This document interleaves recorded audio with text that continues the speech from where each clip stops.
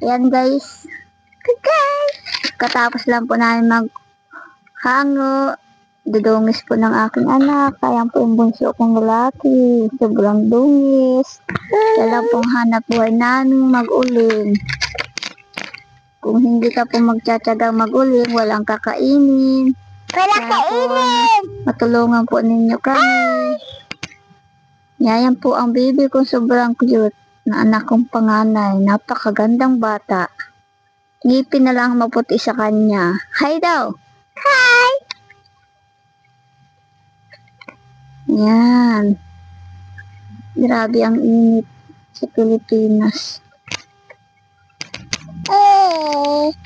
Hi daw. Hi! Hi! Doon ka dali, doon ka. Dapat dito si Ate. Huwag dito. Miss ko. Hindi. Hi!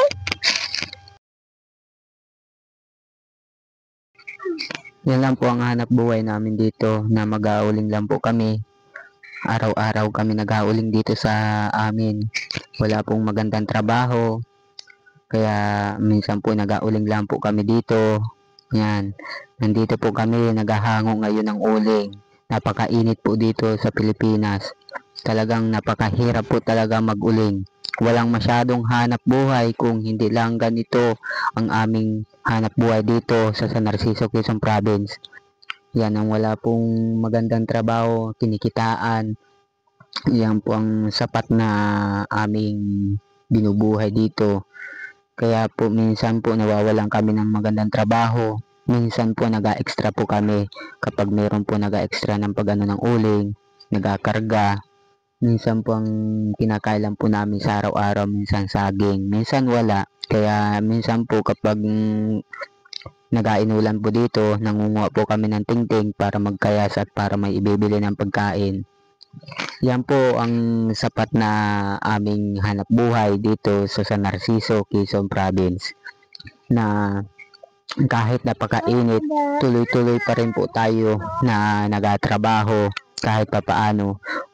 Kapag nag-inulan po, talaga mahirap ang buhay ng tao rito, na minsan walang makain.